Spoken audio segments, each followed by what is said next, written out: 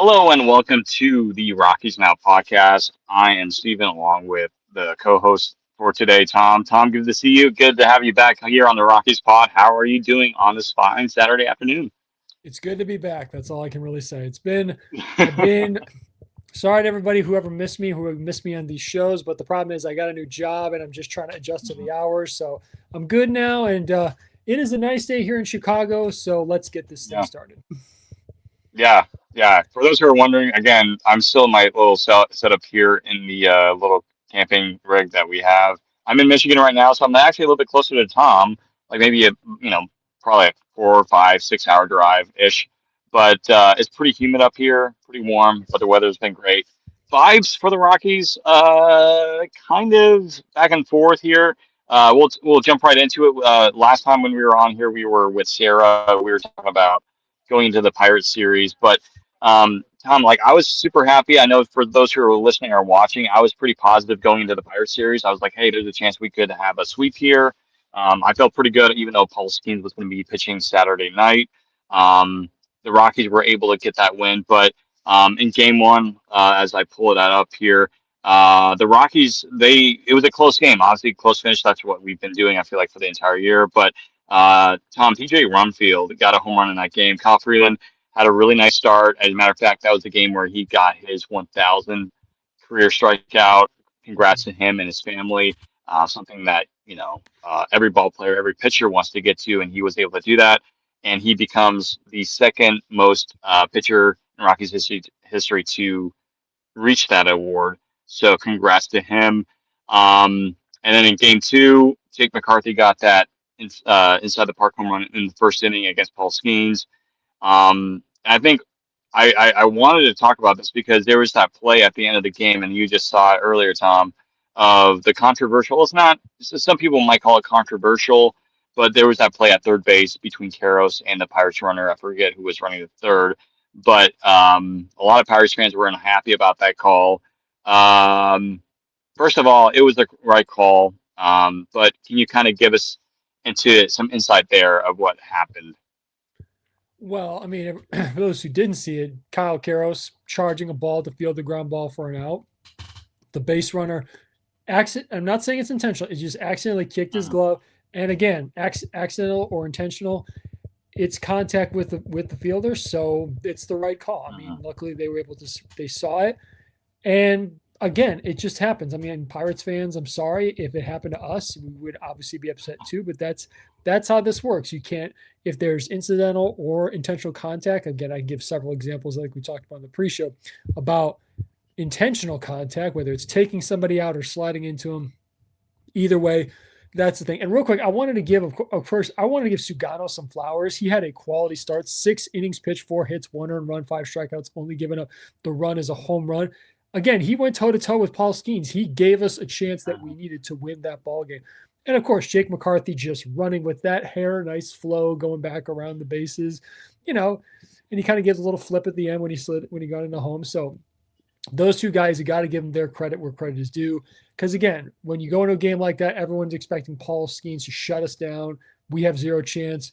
We didn't back down, and we won in the end. But the call, it's the right call. I mean, that happens. It's the rule. Yeah, I mean, it's the rule book. I mean, I forget the exact number of it, but yeah, it says pretty much if a runner makes any sort of contact with the player that's fielding the ball, it's by rule, it's interference. So, And again, like it's not like the Pirates runner was doing it on purpose. It's just bang bang play. And Karros at first, like, again, when that play was happening, I'm like, well, you could have just gone to first base anyway. But still, it's just like, why not getting out there if you know exactly? And shout out to Kyle Karras too. He knew the rules. Hey, that's interference. It's not like I need to throw it to first base or whatever. No, he knew the rules, and he's like, hey, he's confident in his answer. It wasn't like, I don't know, is that interference? He was confident in his he knew what was going on, and they got the right call. And it was, and I think the review was very short too. It only lasted like a few seconds. They're like the umpires were like, yeah, he's out.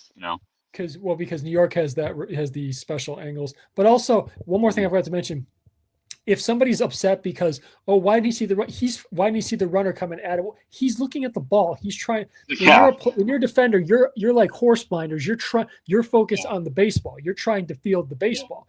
You're not worried about somebody coming at you in your peripherals. Your focus is straight ahead of you at the charging it to make the play. So it's not he didn't intentionally run into the or put his glove there so the base runner could hit it. He was just fielding the baseball. So I mean, Mm. it is what I'm sorry, it is what it is. I mean, I know you can be Yeah. upset about it, but again, you can't. Whether it's again a la A-Rod 2004 ALCS swatting the ball out of Bronson Arroyo's hand, or somebody accidentally just running into somebody, it happens, and that's part of the Mm. game. And Yeah. on the bright side, Pirates fans, you avoided the sweep.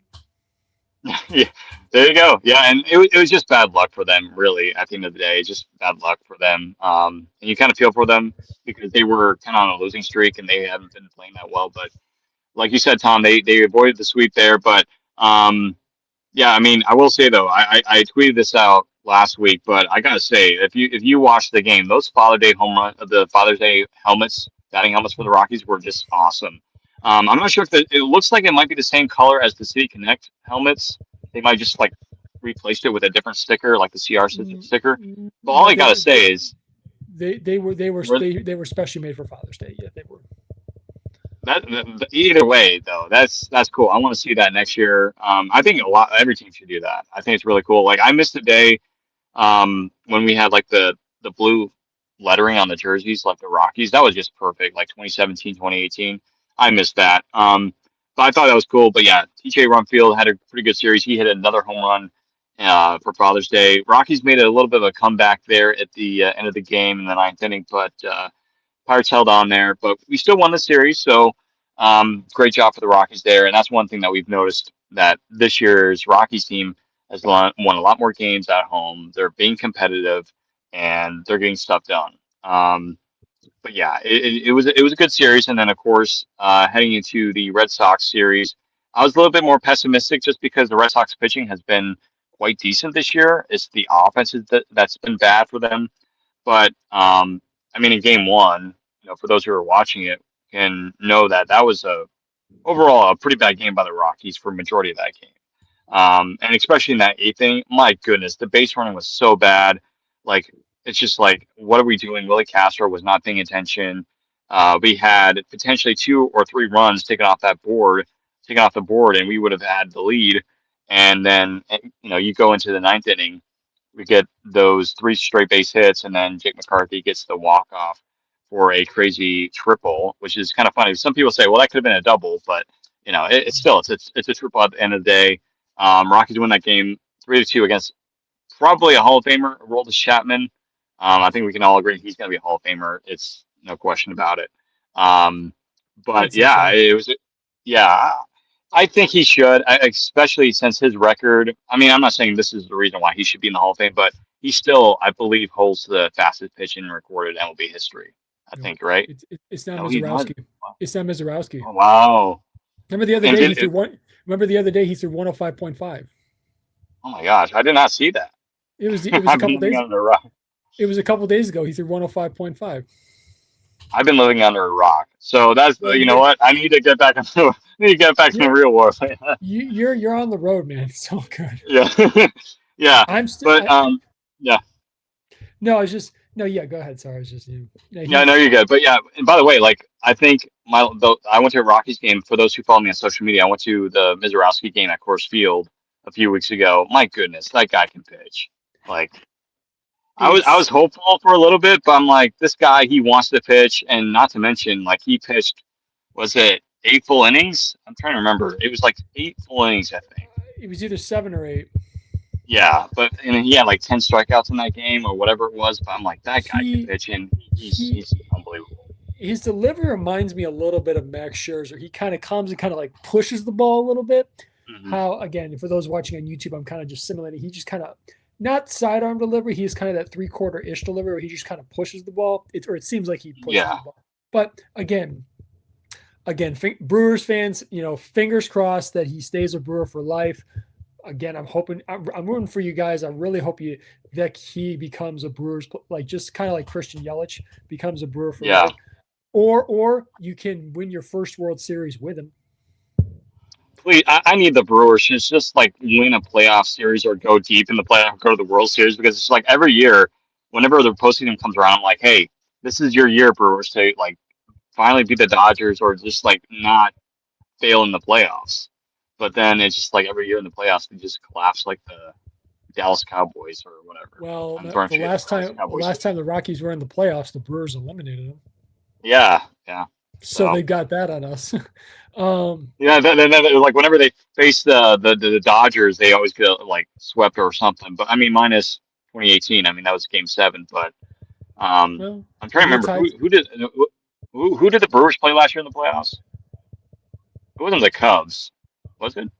No, they lost. No, they shoot. Um, they beat the Cubs in a miraculous series. Hang on. Oh yeah, yeah. But anyways, No, go ahead. I'll look it up later. Go, yeah. But yeah, you're no, good. You're good. I think for this game specifically, not only do you have to give credit for the resilience in the ninth inning, 3 hits, triple walk off against Chapman, who's still a formidable guy in his late 30s. But we got to give some. I definitely think we got to give a shout out to Ryan Feltner. 6 innings, 4 hits, 2 earned runs. He Hmm. gave us the chance. So Yeah. again, this last week, the starting pitching has been giving us chances to win ball games. Yeah, and that's been like one of the key themes. I know we can talk about the bullpen, but really the starting pitching has been a lot better by giving the Rockies chances to win, and then you just need the offense to at least score some runs. Um, and the Rockies, they've been pretty good this year in the late innings in terms of their offense. I don't have the exact numbers in front of me, but I know it's definitely up there, definitely higher than it was last year. But yeah, like whenever our starting pitchers give us a chance to win, we go out there and win, and which has been a very big positive. It's just the problem is with the bullpen. Me and Sarah talked about this last week. It's just like you're kind of scared to see the bullpen come out because you know that your lead might not be safe or is not safe, especially in Colorado. Um, Or but yeah, the other thing I would say is also the offense is somewhat. Again, we had in that game one we had 12 hits and only scratched across 3 runs. So yeah, I mean, I again, think it's yeah, and then game two where we lost, we went 0 for yeah, 6 with runners in scoring position. We left 8 runners on base. Now I know that can fluctuate back and forth, but yeah. still, you got to find a way to scratch runs to score runs, Hmm. especially And against the good thing teams. is, yeah, and the thing is, again, I know, like you said, against good teams, and sometimes a bunch of these teams have great pitchers. It's just they have strikeout numbers, but um, guys like Tovar, who is still striking out at a pretty horrendous rate. I mean, the guy Tovar, I love the kid, but the guy is still swinging at pitches that he should not be swinging at. It's just like there's plate discipline has been pretty bad on his part, but meanwhile we're seeing great play performances from Cole Carrick. I mean, Cole Carrick, talk about him, having a great first couple of weeks in the big leagues. I mean, he is doing very well. His plate discipline looks very, very good. And that builds a confidence in a player. And it just stinks, Tom, because we saw how good Tovar was at the start of the year. And I think a lot of it had to come from the World Baseball Classic and getting experience from there. I mean, Tovar was super confident, and then it just like he lost that, like going in from April, a really good April to May, where he cooled off, and then it's just, um, but yeah, we're seeing some games where their offense, like last night, for example, the Rockies could not score whatsoever for a majority of the game until like was it the eighth inning? We finally got on the board, scored 3 runs, and then Mhm. the ninth inning happened. We were able to get the comeback, and unfortunately, we lost the game in extra innings. But it's just like we've seen that so many times this year, where the offense is just not existing until like the eighth or ninth inning, and then it pops up. Um, so it's not horrible. It's definitely not bad. I think you already know this, Tom, but me and Sarah were talking about this last week. The Rockies have the second most scored runs in the National League West. They're above the Diamondbacks, Padres, and Giants. So that's a positive for sure. Given the fact of, I feel like the last few years the Rockies have had like the worst offense in baseball, next to obviously the worst pitching in baseball. But that's definitely something you can build off of. Well, you can. I think to your point about they're struggling in starters lately. I think the way I interpret that is that because again, you see a starter 2, 3 times in a game, every at bat is like a game of blackjack. Again, quoting Moneyball there. You have to adjust based on the hand you're Yeah. dealt. And every time you face a pitcher, your odds change based on is it 1-0, 0-1, 1-2, 2-1. You get it's just you have to make those adjustments. And again, it's tough to do, especially when you're facing elite pitching. But I get it. The good news is, we're almost, we're over 32. We have 32 wins now. I mean, I'm trying to be optimistic here. I know it's Yeah. not exactly Yeah. 30, Yeah. but on the bright side, the Giants only have 33, and they were Yeah. expected to maybe make a run at a wild card spot. Yeah. I picked the Giants to finish in second place this year. Same So here. Woo! Come on, Vitello Posey, you have let me down.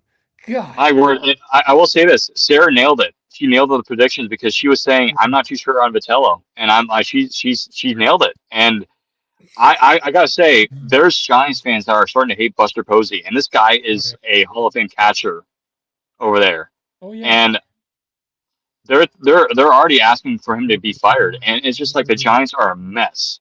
The Giants are a mess right now, and That's of right. course we'll talk about the Red Sox. The Red Sox are even worse than the Giants because it's all about power for the Red Sox. Breslow needs to go, like everybody in that front office needs to go, especially what Well, happened this spring when you know um, I, the manager got fired, and yeah, it's just bad. I think this is just my opinion. I think Craig Breslow might be holding on by a tiny little thread. He might manage to hold on. But remember, Alex Cora was fired earlier. He was the scapegoat for that. So okay, fine. Your manager's Yeah, gone, whatever. Um, it won't surprise me if Breslow gets fired, but it would not surprise me also if he gets through to next offseason, but he's on extremely thin ice. So but yeah, Posey, I'm sorry, man. And again, it's putting just aside the little controversy they just had with Pride Day and everything like that, but yeah. that's not neither here nor there. Baseball, I mean, he's caught between a rock and a hard place because nobody's gonna want Devers. Come on, nobody's gonna want that No, guy. no, I mean, you might get to trade. You might be able to trade Ray. You might be able to trade Chat. You could trade Chapman for a decent trade package. mhm. Bader could maybe garner something. But again, you're stuck with Devers. He's not. I mean, I don't Yeah. want him. Even I mean, no. As a White Sox fan who are chasing a playoff spot, I don't want him. Yeah, per Jeff Passan, the Giants are not interested in trading Logan Webb. Do you think they should trade him or no? No, because you signed into Mhm. that extension. You Yeah, because he's in year what is it year two I think of the extension. It's 5 years I believe. sounds about So right. Yeah, so it's not like what's the name? It's not like a max like an NBA max contract. So you have to yeah, figure out something with him.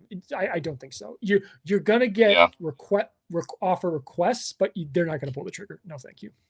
yeah. So keep Webb, but like trade everybody else because I think they're making Chapman available, Arise available, pretty much Mhm. everybody else is available. So hey Tom, I mean the Rockies could finish in fourth place here. We'll take that.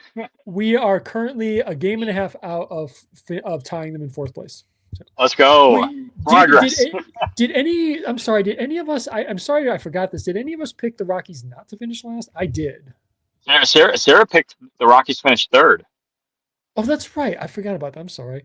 Yeah, Um, I think she picked the Diamondbacks to finish in was it fifth, and then the Giants in uh, fourth. well, the Diamondbacks are in a bit of a bit of a skid. A little bit. They're not on a losing streak, Yeah, but yeah, I mean, yeah. the Well, it's funny just thing like is, the Diamondbacks. The Diamondbacks are so mid. Like they're mid. Like they have some good games and they have really bad games. Like they have no pitching whatsoever. Like Gallen's having a horrible year, probably the worst year of his career. Um, I think yeah, he might be secretly hurt. I think he's hurt. I think so too. I think Yeah, he's pitching through the pain. He's just, yeah, and then yeah, give me the pain, give me the painkillers. I'll pitch through the pain. That's again yeah, just my opinion. I don't have any inside in knowledge of this. I'm just my opinion. And if he's hurt, yeah. you got to shut him down. Yeah, you have to because you could risk a really serious injury that goes into next year. And if the Diamondbacks are trying to avoid, I mean, I don't really know. I mean, they're trying to compete, but it's just at this point, you're not catching the Dodgers, that's for sure. So, like, I'm not saying give it up, but it's just like, what do you rather do? Trying to, flirt with your pitcher, or you're trying to save your pitcher for next year? Well, the thing Um, is, I don't know, real quick. I don't know if you saw this. Some people are calling for Torey Lovella to get fired. he's fine unless they have a catastrophic drop off. He's fine. He's not going anywhere. I would wait till next year, see what the Giants do next year. If they're like bad in next year, then yeah, I would say yeah, maybe Oh let him no, go. no, not Tony Vitello, Oh, Torre. first I thought no, Vitello. The Oh, okay. the Yeah, Vitello. Yeah, yeah, we'll talk. Let's talk about that. Vitello. yeah. Well, how do I phrase this? Let me think. I'll phrase it like this: he's out of his element, clearly, or he's stretched beyond his depth. I'll say he's a little in over his head. Because again, managing multimillionaire grown men is different than managing NIL college athletes. It's different because they carry themselves differently. Their routine is different. They get paid a heck of a lot more money.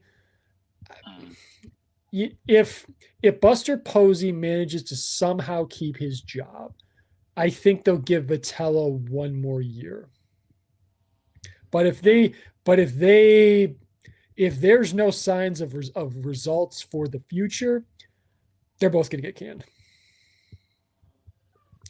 Because Yeah, it's bad. I don't know if ownership was really willing to, because again, this has been already a bad season, but I don't think ownership is going to be as hasty to just reset it again. Yeah, That's I just mean, my opinion. Again, my opinion yeah, only. yeah, and they've been through like a lot of changes organizationally. I mean, it's crazy to think that this team won the NL West 5 years ago, and they won all those games, and then the year after they just went back to being sitting ducks in the water. You know? I will say this though.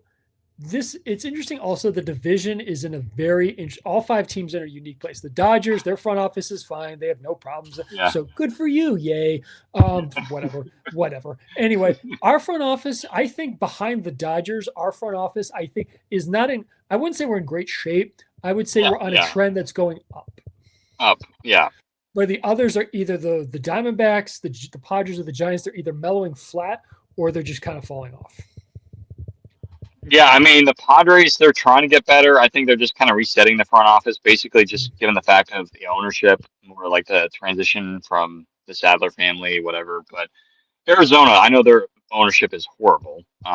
Like Ken Kendrick, he's a terrible owner. horrible. I feel for Diamondbacks fans, but Well, at the same time though, you're having success, I guess. But he's a horrible owner. I mean, he's almost worse than I would say he's almost worse than Dick Monfort in some aspects. I mean, he doesn't like just build a new stadium, and he's like, well, we'll think about it. It's just like, don't you care about your fans in Phoenix? Like, come on. the other thing is the guy can't even properly maintain the ballpark. They had an There's AC, holes in the roof. or they also had an HVAC system issue. Yeah, I mean, come on, you're yeah. not paying upkeep here. What's going on? And he threatened moving to Salt Lake City. Crying out loud. That It's like guy, man. I like first. I mean, I understand you like a new ballpark, but your ballpark is fairly new-ish. Just again, Yeah, it's just like owning a house. I understand you have to pay for stuff, but you gotta yeah, because again, whether you have the roof open or closed, especially you have it closed, you gotta make sure the HVAC is working. right, yeah. But it's not like it's in bad condition. It's like just fix the roof. Like it's one of the best ballparks for a lot of people. They enjoy it. I'd like to go there one day. Mhm. But it's just like just fix these. Like it's just like there's like I don't know if it was blocky or it might be both. But there's like I remember there was drizzle coming down from the roof during a game, and it was I think it was in the outfield. I think it was in the outfield. It But was there's like you could see there was water coming down. it might have also been Tampa Bay. Yeah, I think Oh, you're right. that place. Pardon my French. That's a bleep hole. That really is a bleep hole. Yeah. Hey, It's just We got Sarah in here. Hey, what's up, Sarah? Sarah. Yeah. So, but Man, I mean, I'm so jealous. She's gonna be at the game tonight for the Isotopes, and if Zach Veen gets called up, she'll be pissed. uh, Well, let me. Well, I checked X when she said that. So far, I don't see anything. So, but real we'll quick, find out. Yeah. here's you know what? Here's again. Sarah said something in our text group that made me think of something. If Veen comes up and he and McCarthy become like dudes, they could be like we should call them the Bash Brothers. I like that. Sarah, Because they're what do you both think? Let us know. well with with the hairstyle, the attitude, they're both Yeah. like dudes. Come on, I like it. Plus, Yeah. like Yeah. plus the size of both of them, they could be enforcers on a hockey team. I want to see them wear like purple bandanas. Forget about the hat. You know, forget about the hat. Just wear the bandanas in the outfield. You could, or no, you could Um, just wear the bandanas during batting practice. hey, that's not a bad idea either. Or do like a promotional night, and then just put like their picture or something on the bandana. That would go for that. I think a lot of people would like that. I'd buy it. Yeah, I think I would go to that game and then just like wear a tank top or whatever. Especially during this time of year when it's like 100 degrees in Denver. Um, Well, but anyways, Sarah gets to see yeah. Keegan Thompson pitch tonight. Ah, Cubs legend. Yeah, Zach So, wears the jump. Yes, I love it. Yeah, no, dude, like I said in the group chat last night. Zach looks great. He looks really good. Like he is jacked, ready to go. I mean, if I'm like a random minor leaguer, I'm like, no question. Zach is winning an arm wrestle, a fight, whatever. I mean, you don't want to mess with Zach. no, I like to see some. I would love to see if he gets called up, does anybody on the team challenge him to a bench press contest? I want to see that. I want to see that. Rockies admin, please do something like that. If it happens, film it and put it on social media, please. Yes, yeah. Put it on. By the way, yeah, yeah, Real yeah. No, quick, the Rockies social media, their social media team has been a lot better this year, I will say. So shout out to the Rockies. I still wish they would take from the 18-17 season, do the line of high fives after a victory. That was always Yeah, cool. But again, you always I feel like they've done. Yeah, but you always had Gerardo yeah. Parra like tapping Stu Cole on the head with his gloves, like. I feel like they've done a couple of those, but they've been like Instagram stories rather than posts. But I want to see them as posts again. But I got to give also Zach Veen flowers here. Seriously, everybody listen to this. 69 games in Albuquerque. He is slashing 322, 407. He's slugging 568 with 12 home runs and 52 RBIs. The kid is just, woo. And then he had that like 25 game hitting streak, and it ended last night. But he had 25 straight, he had 25 straight games where he got a hit, at least a hit. That's or on base, I should say. But I mean, that's still pretty darn good. They updated his baseball reference page. He is now listed at 243 pounds. So now, my goodness, this big guy. I mean, again, I'm not challenging the guy to a bench press contest, but I'd love to see if anybody would do. I mean, maybe Hunter Goodman. Would Hunter Goodman say, "Let's go, come on, hit it up"? I'd probably still pick Zach to win that one, but I don't know. Like I'm trying to think of any other play. I mean, Michael Lorenzen. Michael Lorenzen's another guy I think could compete with that. Michael, if you see Michael Lorenzen's arms, he's got some. He's got some pythons on his arms. He's got them. Oh yeah, 100%. If Michael Lorenzen can't do well with pitching, he could definitely do well with bench press. Plus, also like who was it? Oh no, it was Trevor Story won the the basketball shooting contest the other year. Mm-hmm. Yeah.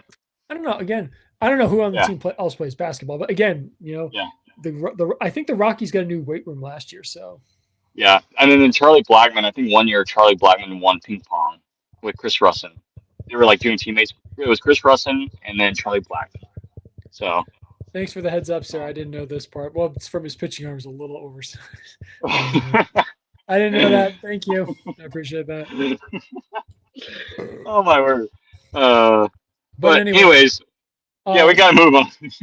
So just another thing also, when we look at the standings also, there are several teams on winning streaks. Like the Brewers are on a 5-game winning streak. They have a 7.5 game lead over the Cubs. Here's the thing: the Marlins, they're hanging right there with the Phillies and the Braves in the National League East. The Marlins, I think, if I'm not mistaken, had the best record in baseball in the month of June. That's pretty good, or at least in the National League. Well, they have a +7 run differential, so that's good. Hey, they got some offense. Well, again, I don't feel bad for the Mets. I'm sorry, lol. I listen. If Yankees over Mets, I pick the Mets, but it's just But you blew it. Well, fans were chanting for Alonso the other day. Yeah, and then so now who? Well, then I saw a post yesterday that somebody asked Albert Pujols if he was willing to be their next manager. He's like, "Hey, if they call me." No, it's not happening. Well, first of all, I don't know how much of a relationship he has with David Stearns, the president of baseball operations there. I I don't know. I mean, he's well respected, but there's more to being well respected by players than to be a manager. Yeah. So I mean, Well, yeah. he's I think this offseason he is going to be a candidate for the he'll be a candidate. The question is how far does he get in the interview process, I think. Because he was interviewed by the Angels last offseason, but also ultimately to Kazmatsui for the Angels position. But Mhm. I don't know. We'll see. He's not getting the Cardinals job though. Oh, 100%. Well, then you had the news about what's the guy's name for the Angels GM? What's his name? Oh, But he got fired. Perry Manazian. And then John, old friend John Mozeliak, former I think he was with the Cardinals, right? He's now. It's like, oh boy, that's even worse. Almost. It's just like He's just it's interim. horrible. He's just trying to Yeah, but still, he's it's still just trying bad. to he's just trying to Yeah. finish the season. I posted this on X. Here's the thing: whoever takes that job to be the next GM, you have two things. You have quite a What? challenge in turning around a team that has little to no future, and you have to work for one of the worst owners in baseball. I mean, Yeah, their farm system historically in the last like decade has been like bottom five. I feel bad. Listen, I'm happy for Trout that he's been able to keep himself in one team and still perform. He's not an elite player anymore, but he's still a great player when he's healthy. The problem is, and again, just real quick, is he getting traded? No. Sorry, Yeah. that's at his age, that's a tough contract to trade. I give him credit that he's what the career he's carved out in spite of the injuries. But again, whoever takes that, and again, Mosaic is just trying to get them through the year. That's all he's for. He's because he was hired originally, I think, as a consultant. But again, Yeah. whoever takes that job, good luck to you, man. Yeah. So hey, there's a possibility, Tom, that we might be able to not have to be the worst team in baseball, not only in the National League West, but not the Mm, worst team in baseball, because the Mets might surpass us if they go on a losing streak here, because now their interim manager is Andy Green, I think. And I okay. remember his days when he used to be the Padres manager, and he was not very well liked over there in San Diego. So, I mean, we'll see what happens here. I just feel like the Rockies are in a better spot right now than some of these other teams, like the Giants, the Mets, the Red Sox, even as well, because they fired He's their manager, Alex Cora, and mm, Chad Tracy, who I believe is the son of Jim Tracy. he is. Um, He is. so shout out, Jim Tracy. I miss Jim Tracy. I remember, I'll never forget his ejections when he was the Rockies manager. Uh, He was one of the better ones that we had. I mean, Bud, he had some yeah, nice one. He had some okay ones, but no, Tracy, Jim was he was fired up when they were I ejected. was, I because you remember, I thought for that, what was it? It was, I can't remember the year. I thought seriously he was going to start, because he chucked his hat down. I thought he was going to pull a Lupinell and start kicking dirt on the umpire's shoes. I seriously thought he was going to start kicking stuff. Well, there was one game where I think if people can look it up, there where Tracy was ejected. This was like in 2010. It was like a play at home plate. Corey Hart. It was the Brewers and Rockies at Coors Field. Corey Hart stood in the home plate. Iannetta tagged him, but they called him safe at home plate, and Iannetta got ejected. And then Jim Tracy came out, and I think that might be what you were referring to because he looked like he was starting to kick toward like the umpire, and so that's who Jim Tracy was. But again, for those who are wondering, you can go check that out on YouTube. There's highlights of that. But It was yeah, 2000. I think it was the one in 2010 or 12, I believe. you might be I think right. It was around that it was around that time. It was like 2011 or no, 2010, 2011 ish, 2012. But yeah, mm, I'll never uh, forget Jim Tracy though. He I thought he was a decent manager for us. It's just that like I mean he was a manager during those great Rockies team in '09. Obviously, after Clint Hurdle was fired, he got the spot, took the Rockies to the playoffs. 2010 was a great year, barely missed the playoffs. And then really after that, that's when the Rockies started getting older and Todd Helton was about to retire. So basically, it's not really his fault the Rockies were bad. It's just it's a roster turnover. Your players are getting older, and so it's the Rockies were resetting into what was going to become the Arenado era, and Blackman era as well. So it's not Jim. I think Jim Tracy's probably been one of the greatest managers in Rockies history, probably following Don Baylor, the late Don Baylor. he's So up yeah, there.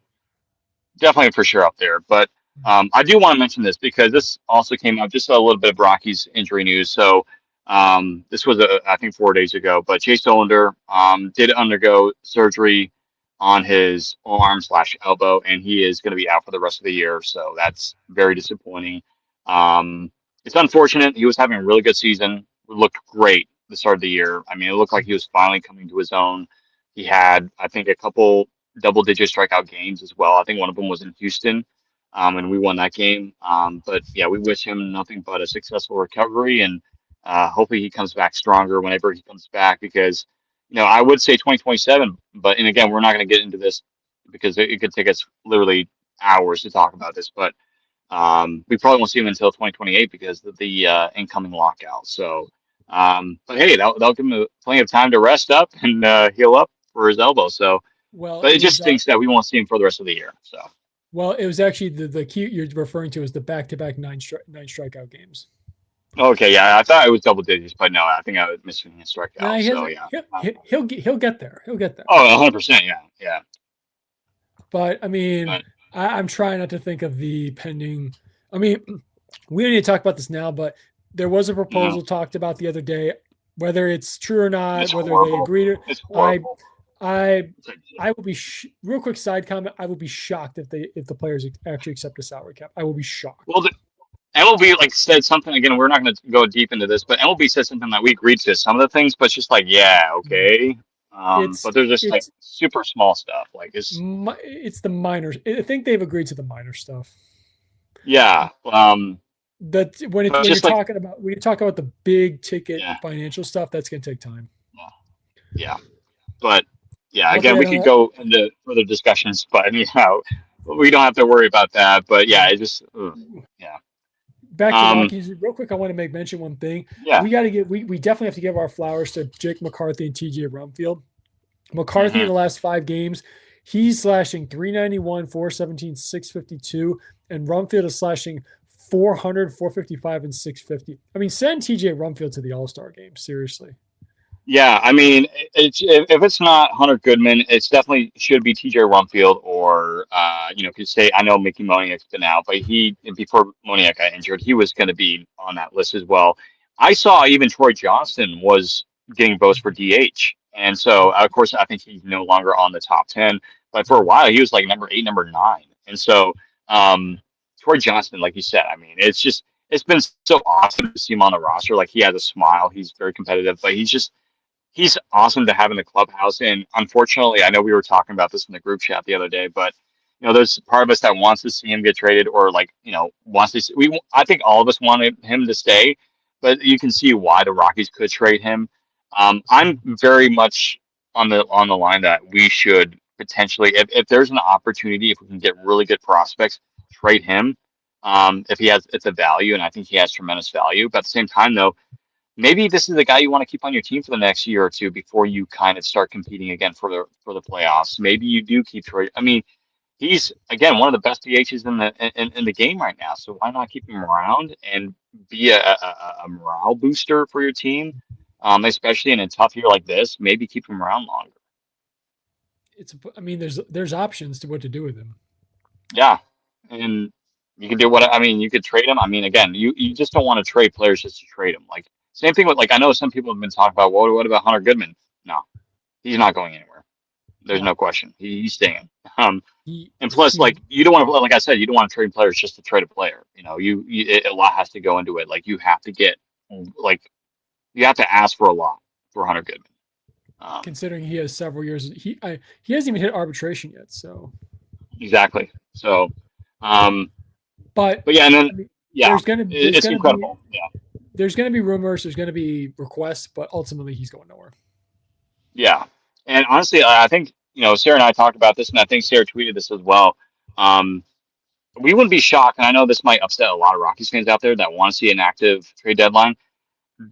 It actually might be a little bit quiet for the Rockies because I think the Rockies might be more focused on the draft.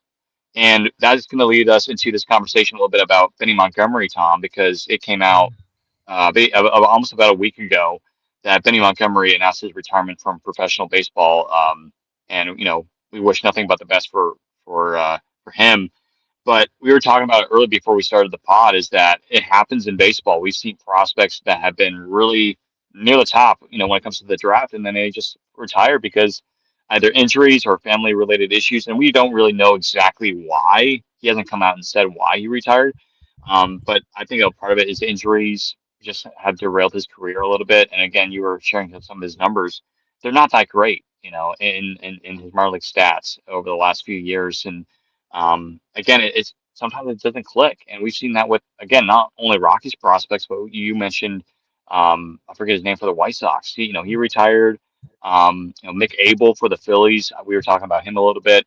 He was a first round pick by the Phillies back in 2020, and he retired recently. So it's nothing new. You see this in baseball, but it's sad. But I was also telling Tom this as well, that I think a part of it does also have to come with the Rockies development previously, but also going to the fact that it's a high school player, and high school players are, there's a lot more risk to drafting them because you don't have, the stuff that you do have in college, to where you're more prepared for the big leagues. You don't have as many coaches.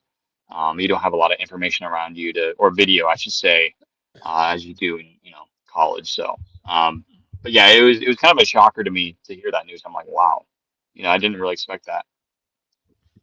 Now, yeah, he was the number 8 overall pick in 2020. So, again, Hmm. I mean, here were his numbers specifically in Hartford. Let me just go down. Yeah. I mean, and this is 138 games of the last 3 years. He's slashing 209, 277, 316. Now, granted, he has not played much again. This year, 41 games. In 2024, he only played 11 games in Hartford. Last year, he played 86. It's a tough life. It really is, because the expectations as a first round pick are high. Life in the minors ain't easy. Adjusting from aluminum to wood bats is not easy. The daily grind is hard. So again, he's only 23 years old. He's got the next chapter of his life to live. So it just doesn't work out. And to your point, we talked about this. I'll give you another one. The White Sox had a second round pick in 2016 by the name of Alec Hansen. He was their minor league pitcher of the year in 2018. He just didn't pan out, and he retired in 2021 and he never made the big leagues. For every player that makes the big leagues, quite a few have to fail. It's a game of failures, because again, even though you hit 300, you still have to fail. That's three successful times out of 10. You still fail 7 out of 10. So the odds are not in your favor when it comes to making it to the big leagues or staying there. But again, if you don't feel up to it, your body's not feeling it, your heart's not in it, because it's a job. It's no longer, if it's not fun anymore and you don't enjoy it, I get it. Just start the next part of your life. So again, best of luck to him. I hope the rest of his life works out great. It was a joy having him, and he can say, "Hey, I play pro baseball." Yeah. And I'll say this as well. Baseball is the toughest of the four major sports to reach the top level, because in the NFL, like you're going to rookie mini camp, you're pretty much guaranteed that you're going to be on the roster. Um, and then you go to the NBA, like you're going to be in the G League or sometimes on the bench, and then you go to the NHL. You have the various amounts of, kind of like baseball. They have these minor league, or they have the ECHL, whatever they call it now. Um, where baseball, you have so many different teams, you have so many different farm systems. You have the Arizona Complex League, and then you have like low A, high A, double A, triple A, and it takes a while. And I think for Benny, it just injuries, but also performance wise, but also too, it's just like um, and the thing is, he was a great hitter in high school, and he was slotted to be one of the best hitters in the draft. It just We've seen this before. Now, I don't think um, we don't have to worry about, Zach Veen, because Zach Veen was drafted the year before him. But Zach Veen is now starting to become that player, even though it's taken a while. But we're starting to see Zach Veen flourish into the player that we've been hoping to see, and we're excited to hopefully see him, later this year, and kind of getting that regular playing time up at the big league level. But yeah, it's kind of unfortunate, because I was excited to see Benny Montgomery, just because of he grew up in Pennsylvania. He was a Phillies fan, and he was excited to play for the Rockies. And then just hearing this news, it's unfortunate. But like I told Tom, this kind of also reminds me of Riley Pint, who we drafted in the first round back, I think, in 2015 or 2016.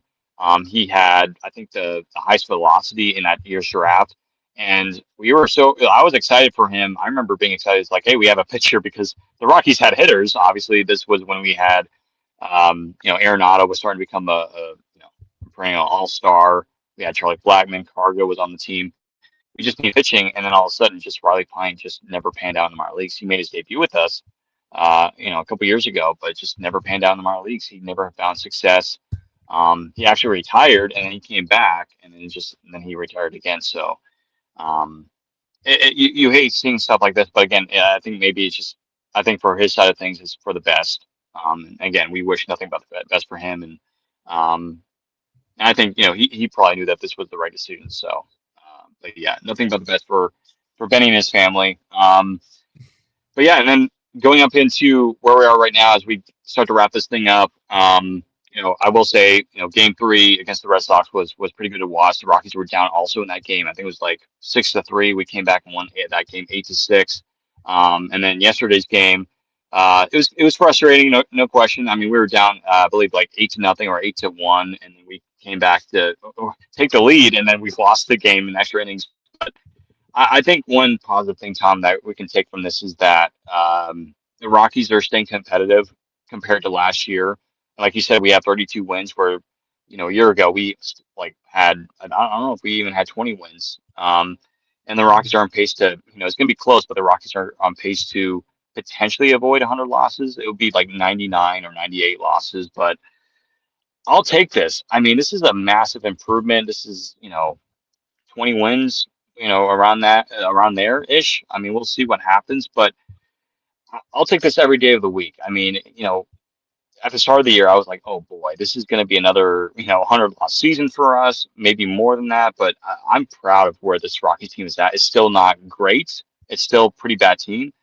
But like Chris said at the start of the year, this team is normal bad. It's going to be a normal bad team.